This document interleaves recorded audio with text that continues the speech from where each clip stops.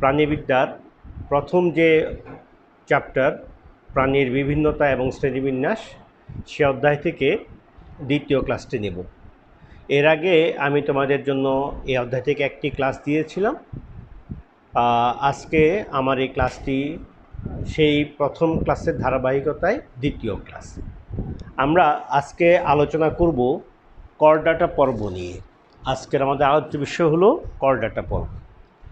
তোমরা সবাই জানো যে প্রাণী জগতে বেশ অনেকগুলো পর্ব আছে। বিজ্ঞানীরা কিছু পর্বকে বলেছেন মেজর, কিছু পর্বকে বলেছেন মাইনর। যে পর্বগুলোর সদস্য সংখ্যা বেশি, যাদের অধীনস্থ প্রাণীর সংখ্যা বেশি এবং যারা ইকোসিস্টেমে গুরুত্বপূর্ণ ভূমিকা রাখে তাদেরকে আমরা বলি মেজর ফাইলা বা প্রধান পর্ব। এরকম 9টি পর্ব তোমাদের বইতে আলোচনা করা হয়েছে। এর আগের ক্লাসে আমি তোমাদেরকে 8টি পর্ব নিয়ে বিস্তারিত কথা বলেছি। আজকে আমি 9ম পর্ব অর্থাৎ করডাটা নিয়ে কথা বলব। তোমরা জানো প্রাণী জগতে সবচেয়ে উন্নত প্রাণী যারা, তারা এই করডাটা পর্বের অধীন। এই করডাটা পর্ব নিয়েই আজকে আমাদের ক্লাস। আমরা নিজেরাও করডাটা পর্বের অধীন। তো আমরা দেখি করডাটা পর্বের কি কি বৈশিষ্ট্য আছে। তোমরা যদি একটু ভালো মতো খেয়াল করে দেখো তাহলে দেখবে যে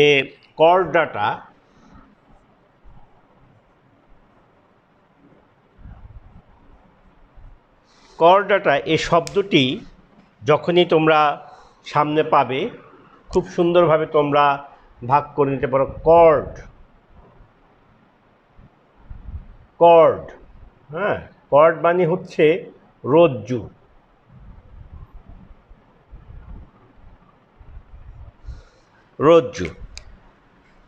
এখন এই পর্বের প্রাণী যারা, তাদের কতগুলো বৈশিষ্ট্য আছে যার মাধ্যমে এদেরকে অনন্যভাবে চেনা যায়।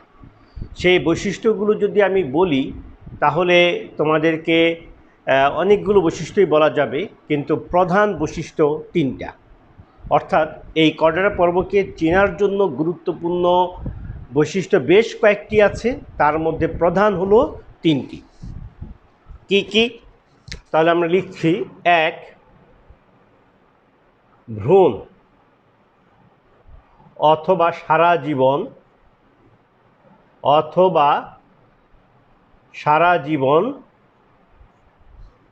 নটোকর্ড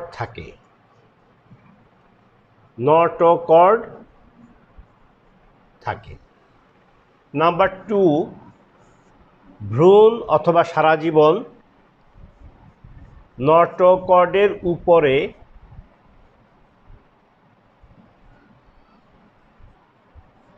উপরে ফাঁপা স্নায়ুরজ্জু থাকে।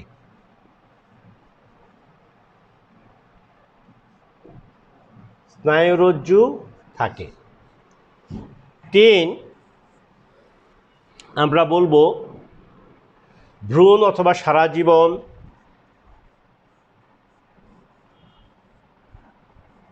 গলবিলের দুপাশে ফুলকারন্ধ্র থাকে।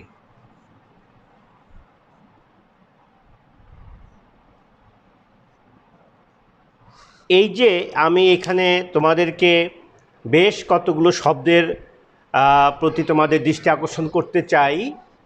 প্রথমে বলছিলাম দেখো নটোকর্ড, দেন স্নায়ুরজ্জু, দেন ফুলকারন্ধ্র। এই 3টি শব্দ খুবই গুরুত্বপূর্ণ। তাহলে যখনই তোমার সামনে একটি প্রশ্ন আসবে কিংবা তোমাকে জিজ্ঞাসা করা হবে যে করডাটা পর্বের শনাক্তকারী বৈশিষ্ট্য বলো, তুমি সহজেই বলে দিবে করডাটা পর্বের শনাক্তকারী বৈশিষ্ট্যের মধ্যে উল্লেখযোগ্য হলো 3টি, প্রধান হলো 3টি। 1, নটোকর্ড থাকবে, 2, স্নায়ুরজ্জু থাকবে, 3, ফুলকারন্ধ্র থাকবে। আর এই 3টি অবস্থা অর্থাৎ নটোকর্ড, স্নায়ুরজ্জু, ফুলকারন্ধ এগুলো জীবনের যে কোনো দশায় থাকতে পারে, সেই জন্য আমরা লিখেছি ভ্রূণ অথবা সারা জীবন। এখন কর্ডাটা পর্বের উদাহরণ কারা? আমি নিজে কর্ডাটা পর্বের অধীন, এরকম অসংখ্য উদাহরণ তুমি দিতে পারবে। আর এর আগে তোমাদের যতগুলো পর্ব পড়িয়েছি প্রতিটি পর্বের শুধু আমরা শনাক্তকারী বৈশিষ্ট্য পড়িয়েছি আর একটা বা দুটা উদাহরণ পড়িয়েছি, কিন্তু এইখানে এসে এই কর্ডাটা পর্ব নিয়ে তোমাকে একটু বিস্তারিত জানতে হবে। তাহলে আমরা কর্ডাটা পর্বের মেইন বৈশিষ্ট্যগুলো জানলাম, এছাড়াও আরও দু একটি কথা মনে রাখতে হবে। এই কর্ডাটা পর্বের মধ্যে অ্যান্ডোস্টাইল থাকে, অ্যান্ডোস্টাইল থাকে, যেটা পরবর্তীতে রূপান্তরিত হয়ে থাইরয়েড গ্রন্থি হয়। তারপরে এদের রক্ত সংবহন হলো বদ্ধ রক্ত সংবহন, এটা থাকতেই হবে, তাহলেই আমরা তাদেরকে কর্ডাটা বলতে পারবো। তাহলে আমাদের তিনটা বৈশিষ্ট্য মনে রাখলেই আপাতত চলবে: নটোকর্ড, স্নায়ুরজ্জু, ফাঁপা স্নায়ুরজ্জু এবং ফুলকারন্ধ্র।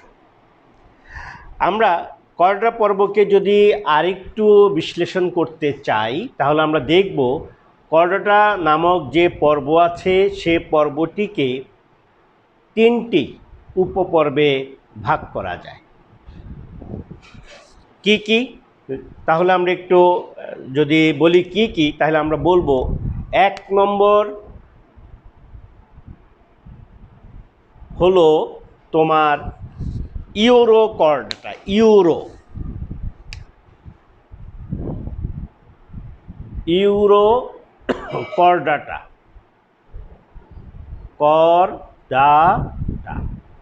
ইউরোকর্ডাটা। সাবফাইলাম 2 স্যাফালোকর্ডাটা,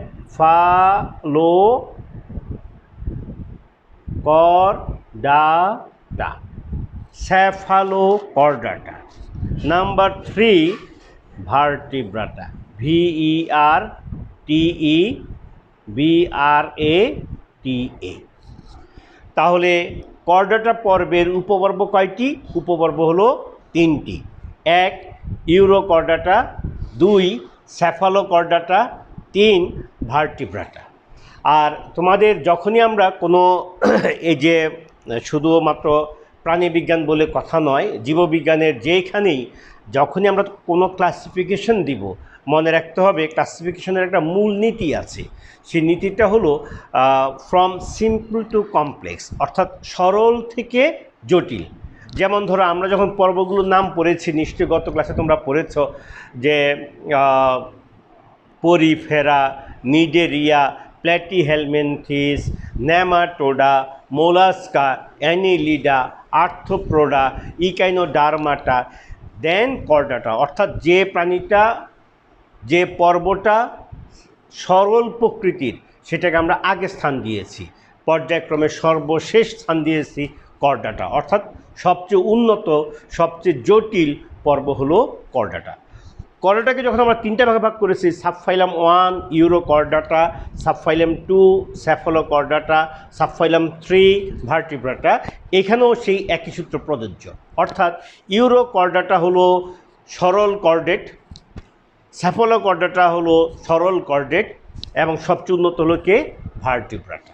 এই জন্য এই যে এরা যে সরল, এই জন্য এই দুটিকে, এই প্রথম দুটিকে বলা হয় প্রোটোকর্ডেট,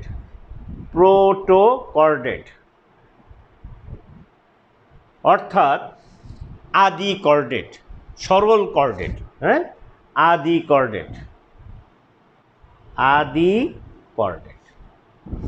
ঠিক আছে? তাহলে এখন আমরা শিখব ইউরোকর্ডাটার বৈশিষ্ট্য কি, তার অধীনস্থ প্রাণী শিখব। স্যাফালোকর্ডাটার বৈশিষ্ট্য কি, তার অধীনস্থ প্রাণীর কথা শিখব। দেন আমরা ভার্টিব্রাটা নিয়ে কথা বলব। এদের মধ্যে আবার আমরা ভার্টিব্রাটাকে একটু বিশেষ গুরুত্ব দিব। কেন?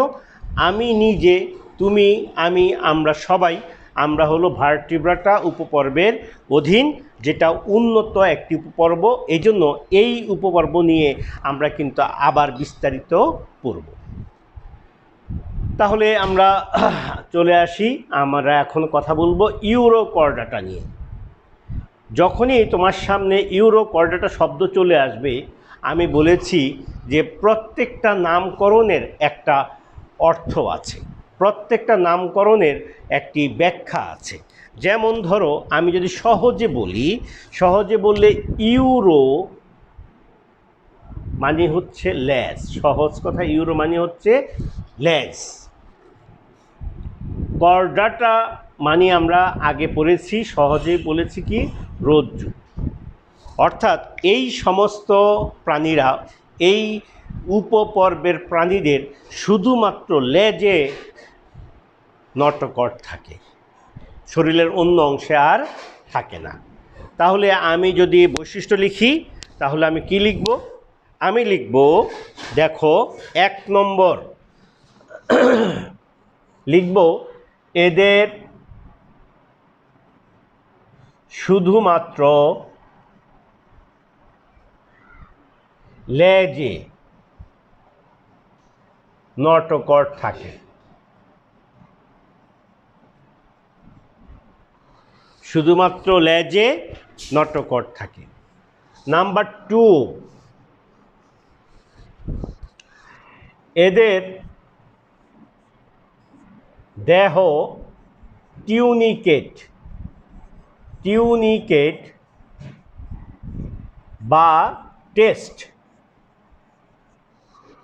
আবরণীতে আবদ্ধ, টেস্ট আবরণী দ্বারা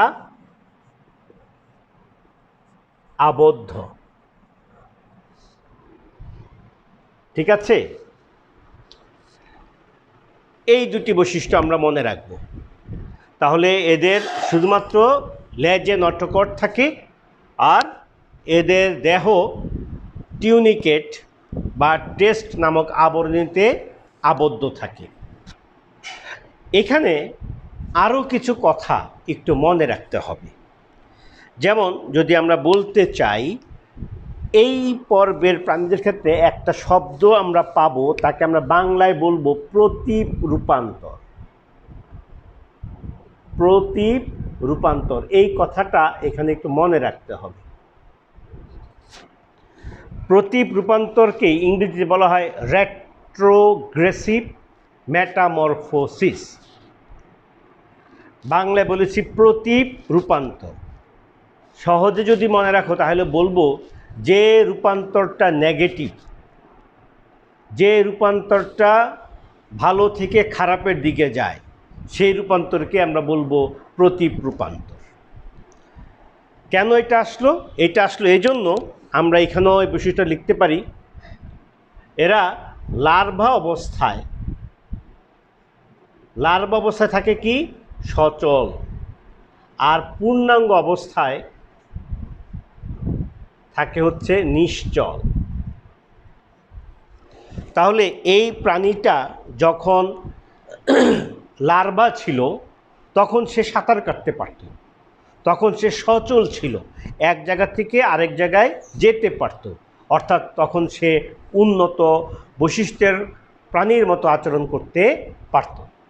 কিন্তু যখন সে পূর্ণাঙ্গ হয়েছে, তখন সে হয়ে গেল নিশ্চল, অর্থাৎ পূর্ণাঙ্গ হলে সে আর নড়াচড়া করতে পারে না, কোনো একটি অবলম্বনের সাথে আটকিয়ে থাকে।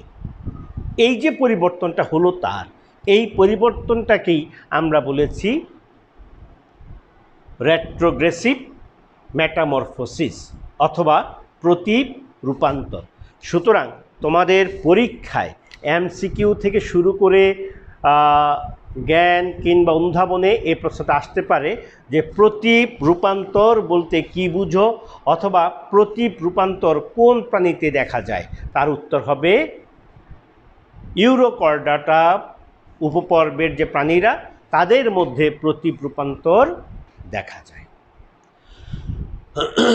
তাহলে এইখানে আমি মোটামুটিভাবে গুরুত্বপূর্ণ তোমাদের কিছু বৈশিষ্ট্যের কথা বলেছি। এবার ইউরোকর্ডাটার প্রাণীদের মধ্যে এক্সাম্পল দিব কোনটাকে, এদের উদাহরণ কি দিবে একটা প্রাণী।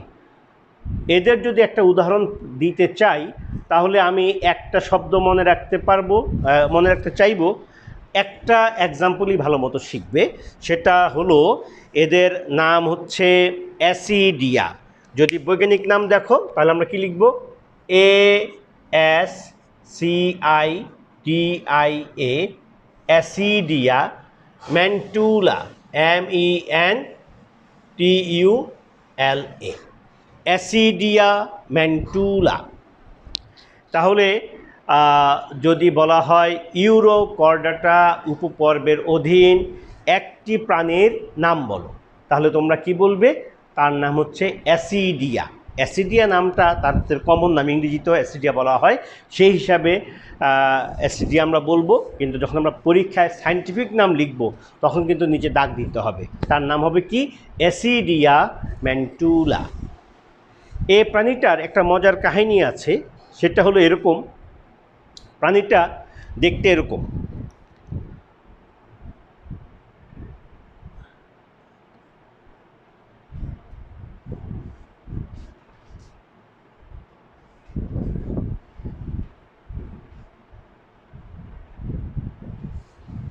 এই পূর্ণাঙ্গ প্রাণীটা দেখতে এরকম। যখন এই প্রাণীটা তোমার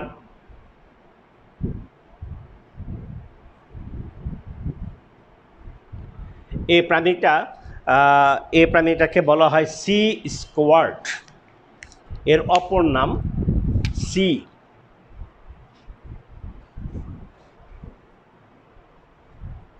স্কোয়ার্ট। ঠিক আছে? অর্থাৎ যখন তোমার মনে করো প্রত্যেকটা প্রাণী তার আত্মরক্ষা করতে চায়, এই প্রাণীটা যখন আত্মরক্ষার একটা কৌশলের হিসাবে যখন সে কাজ করে, তখন করে কি? সে এই তার দেহের ভিতরটা পানি দ্বারা পূর্ণ রাখে, পানি দ্বারা পূর্ণ করে ফুলে থাকে। এবং যখন কোনো প্রাণী যারা তার শত্রু তার পাশে আসে, তখন সে কুলি করে, আমরা যেমন কুলি করে মুখ থেকে পানি ফেলে দিই, সে এরকম মুখ থেকে পানিটা জোরে বের করে দেয়। তখন তার যে শত্রুটা থাকে সে পানির তোরে দূরে সরে যায়। এই জন্য তাকে বলা হয় সি স্কোয়ার্ট। মনে থাকবে। তাহলে পরীক্ষায় যদি প্রশ্ন আসে কোন প্রাণীদেরকে সি স্কোয়ার্ট বলা হয়, উত্তর হলো অ্যাসিডিয়া। যদি বলা হয় কোন প্রাণীতে প্রতীপ রূপান্তর দেখা যায়, তাও উত্তর হবে কে? অ্যাসিডিয়া। অ্যাসিডিয়ার পুরা বৈজ্ঞানিক নাম কি হবে? অ্যাসিডিয়া ম্যান্টুলা। আমরা এতক্ষণ তোমাদেরকে ইউরোকর্ডাটা নিয়ে কথা বললাম। এখন আমাদের দ্বিতীয় উপপর্ব, তার নামটা কি মনে আছে তোমাদের? একটু আগে বলেছিলাম সেফালোকর্ডাটা। তাহলে উপপর্ব 2 নাম কি হবে? Cephalochordata. Cephalo, CEPHALO, cephalo, CHORDATA, Cephalochordata. এখানেও আমরা সুন্দর অর্থ বের করে নিব। সেফা means brain, chordate means রজ্জু। অর্থাৎ এই সমস্ত প্রাণীদের লেজ থেকে শুরু করে মস্তিষ্ক পর্যন্ত নটকর্ড থাকে। আগে যখন ইউরোকর্ডাটা পড়ছিলা তখন শুধু তার কোথা থাকে? লেজে থাকে। আর এর সেফালোকর্ডা কই থাকে? লেজ থেকে শুরু করে মস্তিষ্ক পর্যন্ত থাকে। এই জন্য সেফালোকর্ডাটা ইউরোকর্ডাটার চেয়ে উন্নত। ঠিক আছে? এদের যদি বৈশিষ্ট্য লিখি তাহলে আমরা 1 নম্বর লিখব কি? দেহ চাপা। হ্যাঁ, দেহ চাপা, সিলিন্ডার আকৃতির। সিলিন্ডার আকৃতির। ঠিক আছে? Number 2, oral hood. Oral hood ও ওরাল সিরি থাকে। যদি আরেকটা লিখতে চাও, myotome. Myotome, like this. Myotome নামক পেশি থাকে।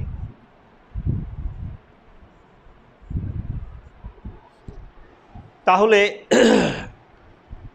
প্রথম কথা মনে রাখতে হবে যে সেফালোকর্ডাটার মানে কি। সেফা মিন্স ব্রেইন, কর্ড মানে রজ্জু, অর্থাৎ এই সমস্ত পর্বের উপপর্বের প্রাণীদের লেজ থেকে শুরু করে মস্তিষ্ক পর্যন্ত নটোকর্ড থাকে। এদের দেহটা চাপা সিলিন্ডার আকৃতির মতো। এদের ওরাল হুড আছে, ওরাল সিরি আছে, আমি দেখাবো ওরাল হুড এবং ওরাল সিরি কি। আর মায়োটম নামক পেশি আছে। এই ধরনের প্রাণী যারা, তাদেরকে আমরা বলবো কি, সেফালোকর্ডাটা। এখন এই সেফালোকর্ডাটার অধীনস্থ যদি একটা প্রাণীর নাম বলতে হয়, তাহলে তোমরা যে প্রাণীটার নাম শিখবা তার নাম হচ্ছে ব্রাঙ্কিওস্টোমা ল্যান্সিওলাটাম। নামটা কি হবে? ব্রাঙ্কিওস্টোমা, BRAN, BRANCHIOSTOMA, ব্রাঙ্কিওস্টোমা ল্যান্সিওলাটাম, ল্যান্সিওলাটাম, LANCEO, ল্যান্সিওলাটাম, ব্রাঙ্কিওস্টোমা ল্যান্সিওলাটাম। এই প্রাণীদেরকে কমনলি বলা হয় ল্যান্সিওলেট। নামটা হলো কি? ল্যান্সিওলেট। এদের যদি সহজে আমি বলি, এই প্রাণীগুলো সমুদ্রের অগভীর অঞ্চলে বালুর মধ্যে, এরা মনে করে এই হলো বালি অংশ, এখানে তারা এইভাবে থাকে। পুরা শরীরের সামনের অংশ গর্ত করে শুধু ল্যাজটুকু উঠিয়ে রাখে। ল্যাজটুকু দেখতে বল্লমের মতো। বল্লম তো মনে আছে যে আগের দিনের চৌকিদারদের হাতে বল্লম থাকতো, এরকম একটা দণ্ড, কেমন দণ্ডের মধ্যে আবার এরকম থাকতো, বল্লম থাকতো। এই লাঠিটা নিয়ে কেমন তারা আক্রমণ করত। আক্রমণ করলে যারা চোর ডাকাত তাদেরকে এটা দিয়ে, এই ফলা দিয়ে আঘাত করত। এটার নামও কি? বল্লম। সে বল্লমের এই অংশটুকু আর এটার এই অংশটুকু দেখতে একই রকম। এই জন্য এদেরকে বাংলায় বলা হয়েছে বল্লম আকার প্রাণী, ইংরেজিতে বলা হয়েছে ল্যান্সিওলেট।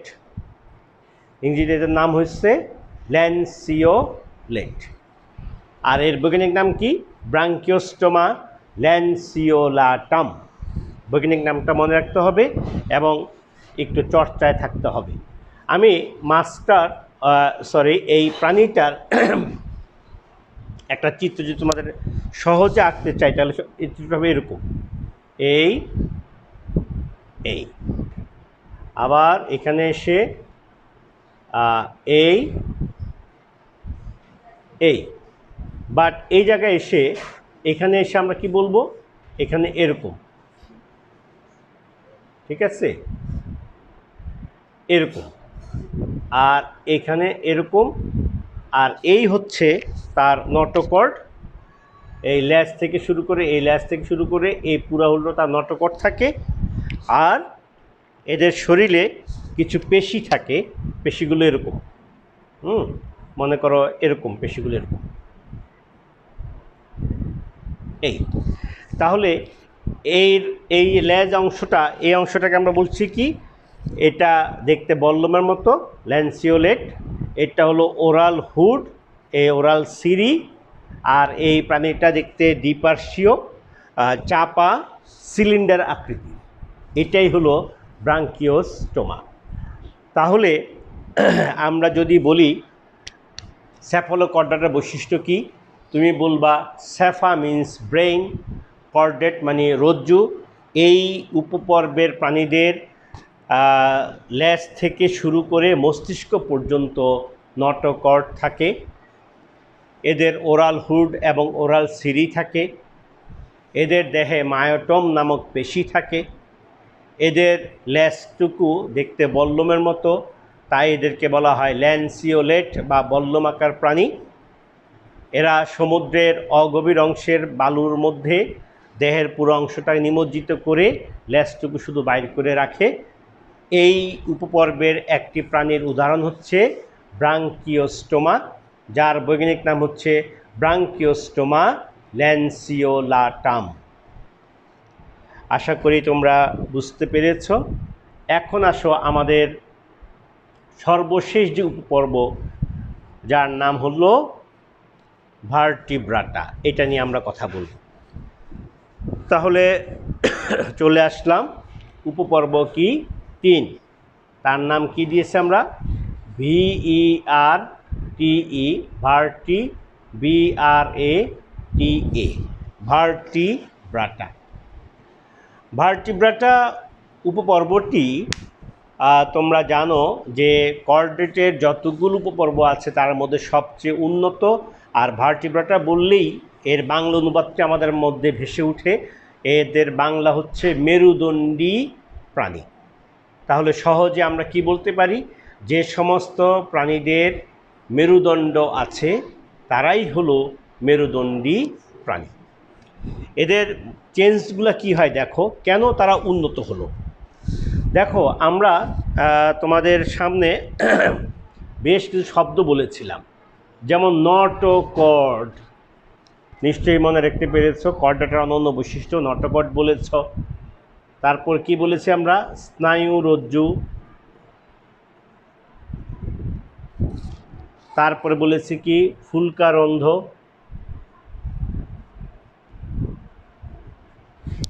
এই বিষয়গুলো এদের কাছে এসে চেঞ্জ হয়ে যাবে। অর্থাৎ এই উপপর্বের প্রাণীরা অন্যান্য প্রাণীর চেয়ে উন্নত কারণ হচ্ছে ভ্রূণ অবস্থাতে নটোকর্ড থাকলেও যখন সে বড় হয়ে যাবে, পূর্ণাঙ্গ হয়ে যাবে, নটোকর্ডটা মেরুদণ্ড দ্বারা প্রতিস্থাপিত হবে। মেরুদণ্ড, স্নায়ুরজ্জুটা হয়ে যাবে মস্তিষ্ক ও সুষুম্না কাণ্ড। আর ফুলকারন্ধ থাকতে পারে, আবার সেটার কিছু অংশ ফুসফুস হয়ে যায়।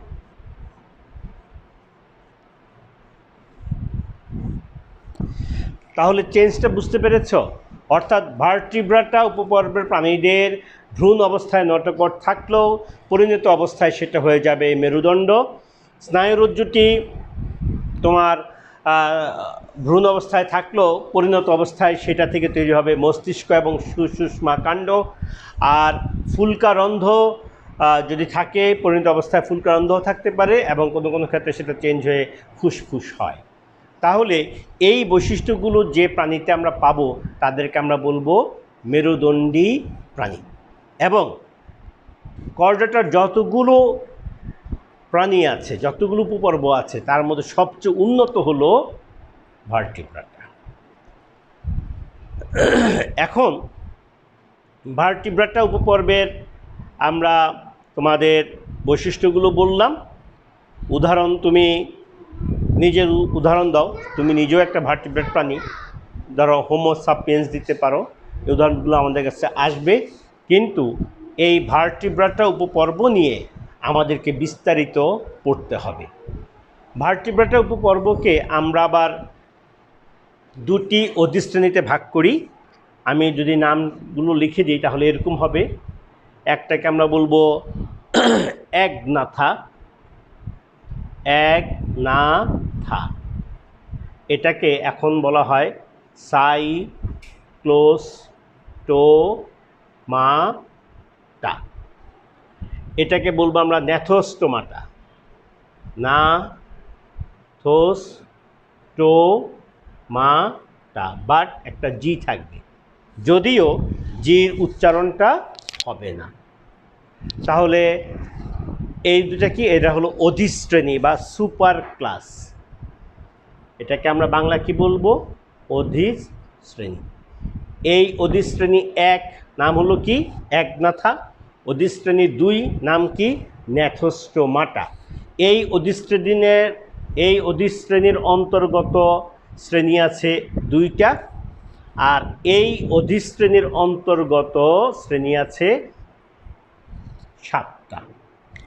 অর্থাৎ ভার্টিব্রাটা উপপর্বের সুপার ক্লাস হলো 2টা, একটা হলো একনাথা বা সাইক্লোস্টোমাটা, আর একটাকে আমরা বলছি কি? ন্যাথোস্টোমাটা।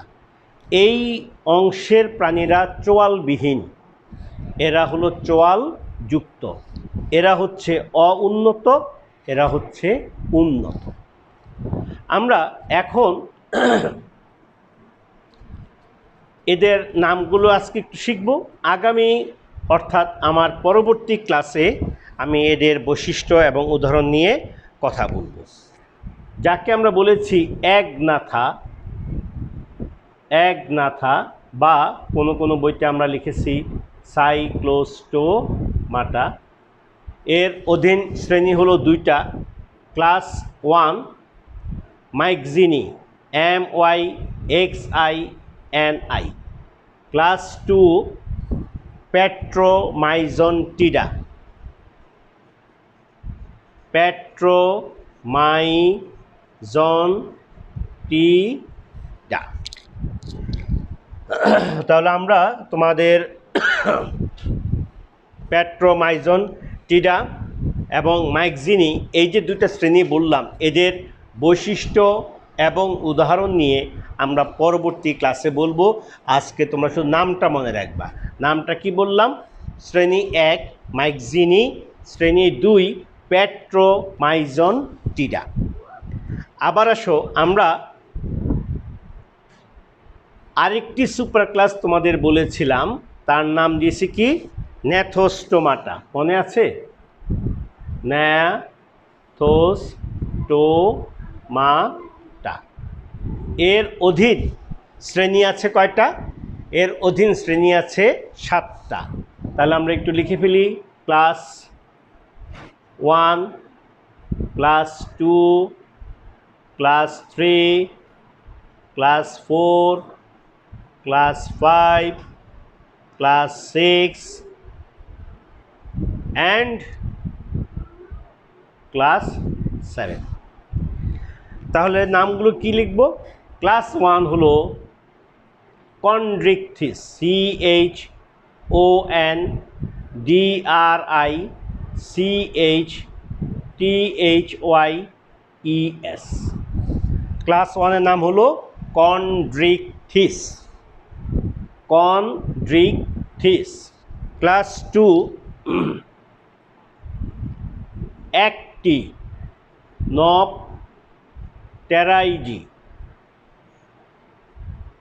অ্যাক্টিনোপটেরাইজি। ক্লাস 3 সারকপ, SARCOPTERYGII, সারকপটেরাইজি।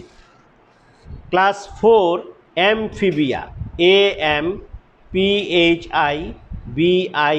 অ্যামফিবিয়া। ক্লাস 4 3, 4। তারপরে class 5 reptilia, REPTILIA, reptilia. Class 6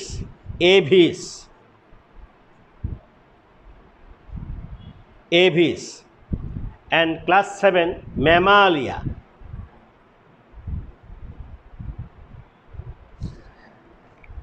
তোমাদের মনে রাখতে হবে এই 3টি, অর্থাৎ এই কন্ড্রিকথিস, অ্যাক্টিনোপটেরাইজি, সারকপটেরাইজি, এই 3টি শ্রেণীতে মাছ নিয়ে কথা বলা হয়েছে। অ্যামফিবিয়া মানে উভচর, রেপটাইলিয়া মানে সরীসৃপ, অ্যাভিস মানে হলো পাখি, আর 7 নম্বর যে শ্রেণী তার নাম হচ্ছে ম্যামালিয়া, অর্থ হলো তোমার স্তন্যপায়ী প্রাণী। আমরা এর মধ্যে পড়েছি। এই হলো ভার্টিব্রাটা উপপর্বের অধীন শ্রেণী। তো আমি তোমাদেরকে আজকে যে ক্লাসটুকু নিলাম, আজকে আমাদের পড়াশোনা এই পর্যন্তই থাকলো। আমরা তোমাদেরকে আজকে কি কি পড়াইলাম। আমরা আজকে তোমাদেরকে করডাটা পর্ব নিয়ে একটু কথা বলার চেষ্টা করেছি। প্রথমে আমরা করডাটা পর্বের শনাক্তকারী বৈশিষ্ট্যের কথা বলেছি। তারপরে করডাটা পর্বের অধীন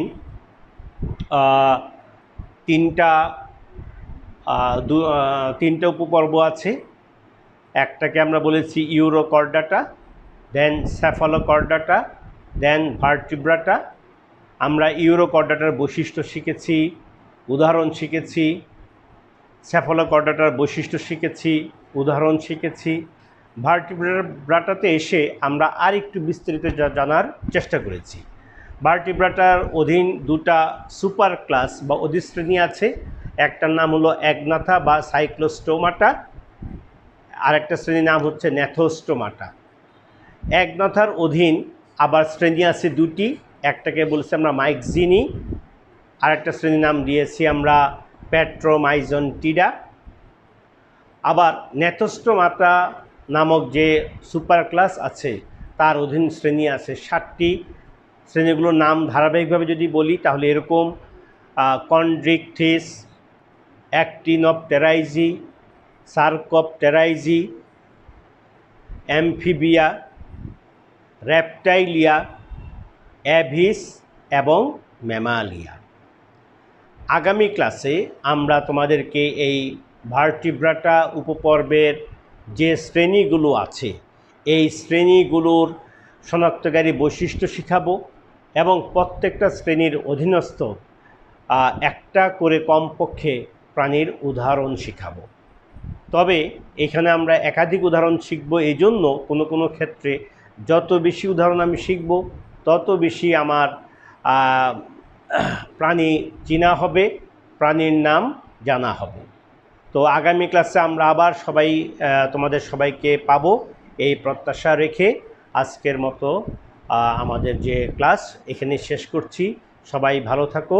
আল্লাহ হাফেজ।